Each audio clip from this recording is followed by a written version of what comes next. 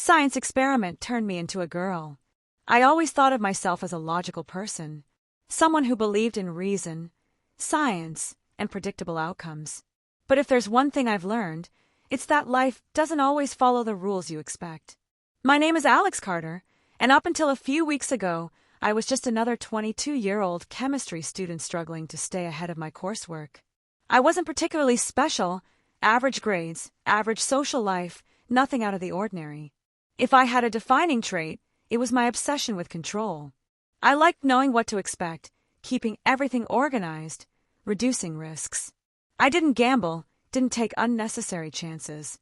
Which is why I still can't believe I agreed to that experiment. It started with my older sister, Evelyn. Dr. Evelyn Carter, brilliant geneticist, rising star in biotech research, and an absolute nightmare to argue with. She was the kind of person who bulldozed through obstacles with sheer intellect, never taking no for an answer. So when she came to me with a proposition, I should have known I wouldn't get out of it easily. "I need a test subject," she had said, arms crossed, her expression unreadable. "Someone I can trust." That should have been my first red flag. She explained that she and her research team had developed a groundbreaking serum, something that could temporarily alter human biology at a molecular level. A way to reconfigure genetic expression without surgery or permanent changes. In simple terms, a transformation serum. I laughed at first. "You mean like a sci-fi body swap?" "Not exactly," she said, "but close. The subject's DNA is rewritten to match a different biological profile. We've had successful results in controlled lab environments. Now we need to test it on a human." I hesitated. "Why me?" "Because I know you," she said, giving me that patented older sister look that meant she had already decided for me. "And because you could use the money." That part hit harder than I wanted to admit. I was barely scraping by, my student loans piling up faster than I could handle. She knew that. And she was right. This experiment came with a hefty financial incentive. Enough to cover an entire semester of tuition, maybe more. Still, the idea of volunteering for something so drastic made my stomach twist. "What's the catch?" I asked. She hesitated. "It's a full transformation. The formula is based on my own DNA, so I'd turn into you." I nearly choked. "Not exactly," she said quickly. "It wouldn't be a direct copy. But biologically speaking, yes, you'd experience life as a woman. Temporarily." I should have walked away. I should have told her no, that this was insane, that I wasn't some lab rat for her experiments. But then I thought about the money, about the opportunity to be part of something revolutionary. And before I knew it, I heard myself say, "How long would it last?" Evelyn smiled. "A few weeks at most." I had no idea how much could change in just a few weeks. The moment the words left my mouth, I regretted them. A few weeks? That didn't seem too long, did it? A temporary change, a scientific breakthrough, and a way to keep myself financially afloat. That was the logical way to look at it. But my gut was screaming something else entirely. I shifted uncomfortably in my seat, staring at the vial of shimmering blue liquid Evelyn had placed on the table between us. It looked deceptively harmless, almost beautiful, like liquid sapphire swirling under the fluorescent lab lights. But I knew better. That wasn't just a vial, it was a point of no return. Evelyn leaned forward, resting her elbows on the table. "I can see you overthinking," she said, smirking slightly. "Yeah, because this is insane," I shot back. "You want me to drink some magic science juice that'll rewrite my DNA and turn me into a girl? It's not magic, Alex. It's molecular resequencing." "Right, because that makes it sound less terrifying." She sighed, rubbing her temples. "Look, I wouldn't be asking you if I thought there was any real risk. The effects are temporary. It's completely safe." I frowned. "Then why aren't you taking it?" "Because the experiment requires a subject whose baseline DNA is different from mine. We need to test how well the serum adapts genetic material across biological profiles." I exhaled slowly, trying to wrap my head around it. "And you're sure I'll turn back?" "Yes," she said, without hesitation. "The molecular structure will revert once the serum degrades in your system. It's designed to be reversible." I stared at the vial again, my pulse pounding in my ears. I wanted to believe her, but this was my body we were talking about, my entire identity. Why are you hesitating? Evelyn asked, her tone softer now. I didn't answer immediately. Because how could I? How do you explain a fear that isn't entirely rational? A fear of losing yourself, even when you're told it's only temporary. This isn't just some lab test, I muttered. You're asking me to change everything. The way I look, the way I sound, the way people see me. Evelyn was quiet for a moment. Then she nodded. I know. And I wouldn't blame you if you said no. That surprised me. I expected her to push harder, to argue, to break me down with science and logic until I gave in. Instead, she just waited. And that was almost worse. Because now the decision was mine. I swallowed hard, forcing myself to think. Logically, this was a once-in-a-lifetime opportunity. I could be part of history, contribute to something groundbreaking.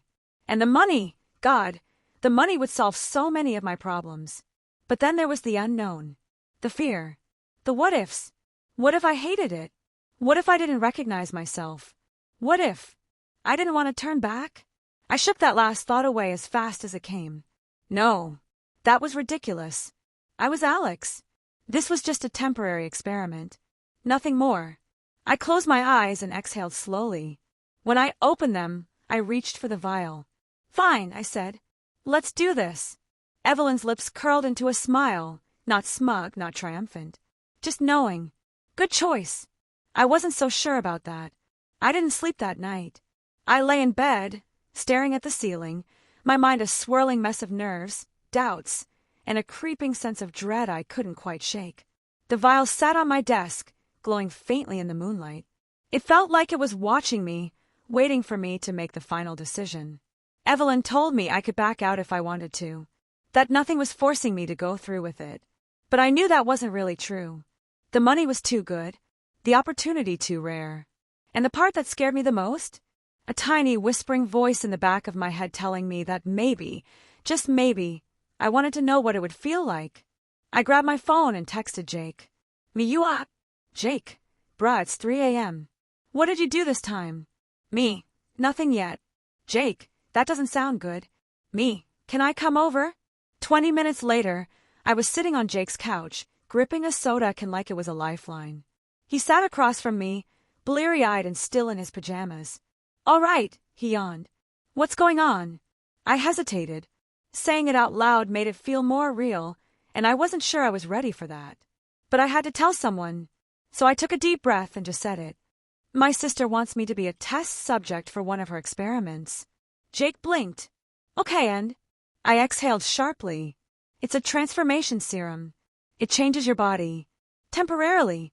Jake's expression shifted from tired to intrigued. Wait, what kind of transformation? I clenched my jaw. A full one. It took him a second to process. Then his eyes widened. Holy shit. You mean? I nodded. You be a girl? I nodded again. Jake whistled low. Damn.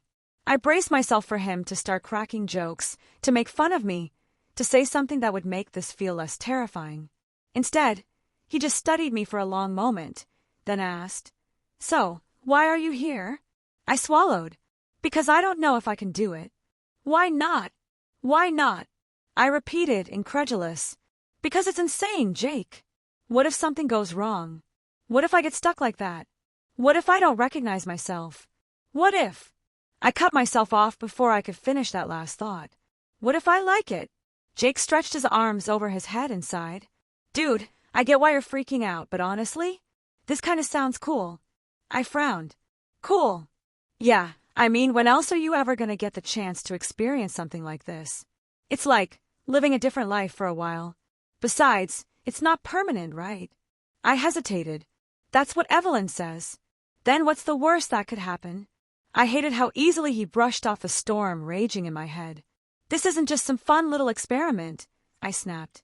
This is me, my body, my identity. Do you have any idea how weird that is? Jake shrugged. Not really. But maybe it wouldn't be as bad as you think. I stared at him, half expecting him to burst out laughing, to tell me I was crazy and that I should run far, far away from this. But he didn't.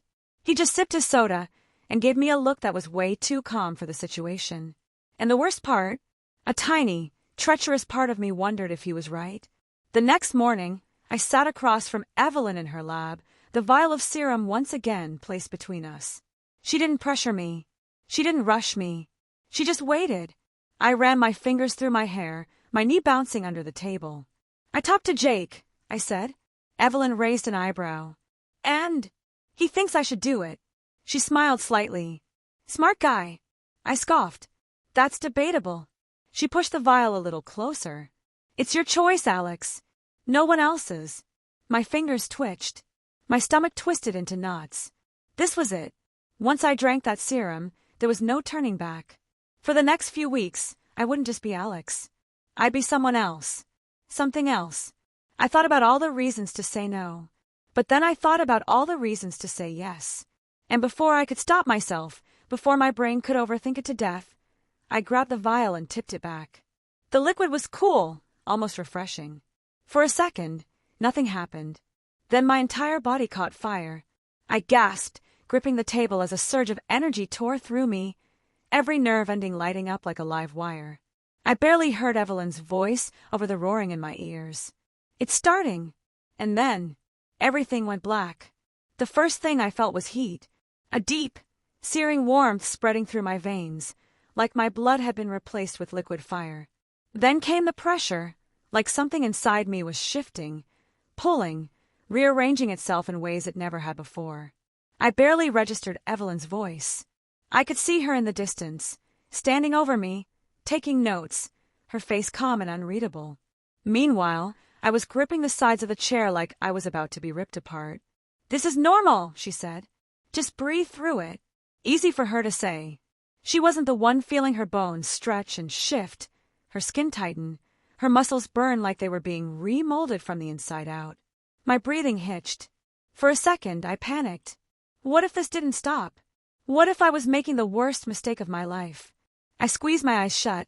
"You chose this. You knew the risks. But had I? Really?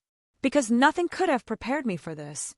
I gritted my teeth as a new wave of heat surged through my core, this one different, almost pleasant in a way that sent a shiver up my spine. My whole body tingled, a strange sensation of tightness and softness at the same time. My limbs felt lighter, my fingers tingling as though the shape of my hands themselves were changing. Then the real shift began. My chest felt heavy, my waist pulling inward, my hips widening in a slow, stretching motion that made me gasp. My hair tickled my shoulders, longer than it had been before, and I could feel my face subtly reshaping, softer, smoother. I forced myself to look down. My hands were smaller, my arms slimmer. The shirt I was wearing felt different, the fabric pressing against new curves, the sensation completely alien. I barely recognized myself. My breath came in short, uneven gasps. My heart hammered in my chest. This was real. This was happening. I turned my head toward Evelyn, my voice shaking. "How long?" She checked her watch. "Transformation is almost complete. Shouldn't be more than another few minutes." I swallowed hard. I had minutes left of being Alex. Minutes before I was someone else. For the first time since agreeing to this, the full weight of my decision crashed over me. This wasn't just a scientific experiment. This wasn't just a paycheck. This was me. And I had no idea who I was going to be on the other side of it. I could feel everything. Every shift, every stretch, every subtle reconfiguration of my body. It was all happening at once, and it was impossible to ignore. My skin prickled like a million tiny needles were rewriting my very existence, my muscles twitching under the force of a serum's work. I sucked in a sharp breath, but even that felt different. My chest expanded, my ribs adjusting to a slimmer frame, my waist cinching in slightly. My clothes, loose on me just moments ago, clung tighter in unfamiliar places, the fabric pressing against soft curves that hadn't been there before. Oh God! I gripped the arms of a chair, trying to ground myself, but it only made me more aware of the way my fingers had grown smaller, daintier. My nails, once blunt and unremarkable, looked longer, more tapered. Even my wrists felt thinner, more delicate. I wasn't just changing. I was becoming something else. Heat pooled in my core, spreading outward in waves, like I was melting from the inside. My legs stretched subtly, my thighs softening, my hips widening in a slow, deliberate pull. My balance shifted, and I had to adjust how I sat, my center of gravity slightly different than before. I exhaled sharply, expecting to hear my usual voice, low, flat, familiar. Instead, a softer, breathier sound slipped out. I froze. That wasn't me. That wasn't the voice I'd heard every day of my life. A trembling hand shot up to my throat, my fingers brushing against skin that felt smoother, the angle of my jaw softer than before. My Adam's apple, once prominent, was nearly gone. I swallowed, feeling the absence of it, and my stomach twisted into knots. My face was changing. I reached up, hesitant, fingers ghosting over features that weren't quite mine anymore. My cheekbones were higher, my nose narrower, my lips fuller. My hair, which had barely brushed my ears before, now cascaded over my shoulders, the silky strands tickling my neck. I squeezed my eyes shut. This was too much. Too fast. A hand touched my arm. "Alex." Evelyn's voice was calm, steady. "Breathe." I let out a shaky breath, only half aware of how much softer it sounded now. This is crazy," I stammered, my voice foreign to my own ears. It wasn't just higher. It was different, carrying a certain lightness, an unfamiliar resonance that made my stomach twist. Evelyn didn't look concerned. In fact, she almost looked pleased. "It's working exactly as expected," she said, scribbling something onto her clipboard. "The transformation is nearly complete. Just a few more minutes." I let my head fall back against the chair, my heart pounding. What the hell had I done? I should have been panicking. I was panicking. But beneath the anxiety, beneath the overwhelming flood of sensory changes, there was something else, something I hadn't expected. Curiosity. I opened my eyes, hesitating before looking down at myself again. The loose t-shirt I'd been wearing now fit differently, hugging my new frame in ways I didn't have the words for. My jeans felt tighter around my hips, my thighs. My legs looked smoother, longer. I swallowed hard, staring at my hands again, flexing my fingers. They were delicate, feminine. The realization sent a shiver through me. I was really her now. Temporarily, I reminded myself. This is only for a few weeks. But as I shifted, adjusting to the strange newness of my body, I couldn't shake the feeling that something fundamental had changed. Not just physically, something deeper. Evelyn studied me for a moment before speaking. "How do you feel?" I didn't know how to answer that. Because the truth was, I had no idea. I stood in front of the mirror, gripping the edges of a sink so tightly my knuckles turned white. The girl staring back at me was a stranger. I had been avoiding this moment for as long as possible, ignoring the reflection in the polished surfaces of Evelyn's lab, refusing to acknowledge the feeling of my changed body, the way every movement felt new, foreign, wrong. But now, there was no escaping it. This was me. I leaned in, forcing myself to really look. Big, wide eyes, still the same deep brown I'd always had, but framed by longer lashes. My cheekbones were sharper, my nose smaller, my lips softer and fuller. And my hair. God, my hair. It cascaded over my shoulders in soft waves, dark and glossy, framing my delicate face in a way that made me feel uncomfortably beautiful. The realization made my stomach twist. This isn't me. I pressed my hands to my cheeks, half expecting to feel the rougher, more angular face I had known my entire life. But all I felt was smooth skin. My breathing grew shallow. I turned away from the mirror, pacing across the small room. The oversized hoodie Evelyn had given me hung loosely on my frame, brushing against my thighs in a way that made me hyper-aware of how different I was. My legs were bare. I hadn't even thought to grab pants before coming in here. I hugged my arms around myself. This was temporary. Just an experiment. But if that was true, why did I feel like I was losing something I couldn't get back? A knock at the door snapped me out of my thoughts. "Alex!" Evelyn's voice was calm, measured. "Can I come in?" I hesitated, glancing back at the mirror. That girl was still there, watching me with wide, uncertain eyes. I swallowed hard. "Yeah." The door opened, and Evelyn stepped inside. She took one look at me and sighed. "You're spiraling." "No shit," I muttered, running a hand through my hair, pausing when I felt how soft and silky it was. My hand dropped back to my side. She leaned against the wall, arms crossed. "Talk to me." I laughed bitterly. "Talk to you?" "Evelyn, I gestured to myself, exasperated. I don't even know where to start. She nodded, as if she had been expecting that. I turned away from her, staring at my reflection again. I don't recognize myself, I admitted, my voice barely above a whisper. It's like, I'm me, but I'm not. And I don't know how to deal with that. Evelyn was silent for a moment. Then she said something I wasn't prepared for. Do you hate it? I froze. My immediate reaction was to say yes, to insist that this was a nightmare, that I wanted nothing more than to go back to normal. But the words wouldn't come. I hated the shock of it, the uncertainty, the way it made me question everything I thought I knew about myself. But hate?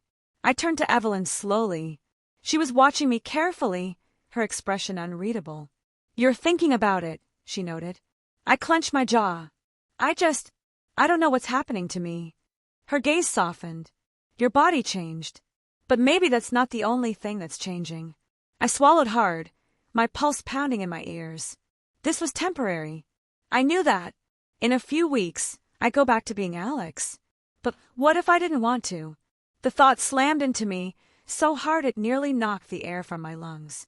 No, that wasn't possible. That wasn't me. But as I stared at my reflection, at the girl standing there in my place, I couldn't shake the feeling that maybe, just maybe, she had been there all along. I sat on the edge of the bed, staring at my hands, small, delicate, feminine. It had been a week since the transformation. 7 days of waking up to a body that still didn't feel like mine, of catching glimpses of my reflection and feeling my stomach flip. But the strangest part, the shock was fading. The unfamiliarity was becoming less unfamiliar. Evelyn had given me space, but I knew she was watching, studying me like I was still part of the experiment. Maybe I was. But this was more than just a scientific trial now. This was my life. I ran my fingers through my hair, still struggling with how soft and long it was. Every time I touched it, I hesitated just a little less. A knock on the door. I didn't jump this time. Come in. Evelyn entered, holding a folder in one hand, her expression unreadable. How are you feeling? That was the question, wasn't it? I had spent days trying to put it into words. At first, it had been fear, then confusion, then something I hadn't wanted to name. But now, I exhaled. Different. She tilted her head, intrigued. And how do you feel about that? I thought for a moment. Then I answered honestly. I don't know yet. She nodded, as if that was exactly the answer she had expected. There was a pause. Then she handed me the folder. This contains the reversal schedule. The treatment is ready whenever you are. I took it but didn't open it. I should have felt relief. I should have wanted to rip that folder open and set the date immediately to count down the days until I could have my old self back. But I didn't. And that terrified me more than anything else. Evelyn studied me. There's no rush. You can take your time.